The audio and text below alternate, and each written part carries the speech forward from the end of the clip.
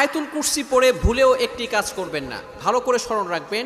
আয়াতুল কুরসি পড়ে আমরা যে ভুল কাজটা করে থাকি, আয়াতুল কুরসি হচ্ছে পবিত্র কোরআনুল কারীমের ভিতরে সর্বশ্রেষ্ঠ আয়াত হচ্ছে আয়াতুল কুরসি। সূরার ভিতরে সর্বশ্রেষ্ঠ সূরা হচ্ছে সূরা ফাতিহা, সূরা ইয়াসিন, সূরা বাকারা। তবে আয়াতের ভিতরে সর্বশ্রেষ্ঠ আয়াত হচ্ছে আয়াতুল কুরসি। 3 নম্বর পারার 1 নম্বর পৃষ্ঠা সূরা বাকারার 255 নম্বর আয়াত। এই আয়াতটি এতটা ফজিলতপূর্ণ আয়াত, আল্লাহু লা ইলাহা ইল্লাহু আল হাইয়ুল কাইয়্যুম। এই আয়াতের ভিতরে আল্লাহ তাআলার 2টি চমৎকার নাম আছে। এই নামকে বলা হয় ইসমে আজম, আল হাইয়ুল কাইয়্যুম।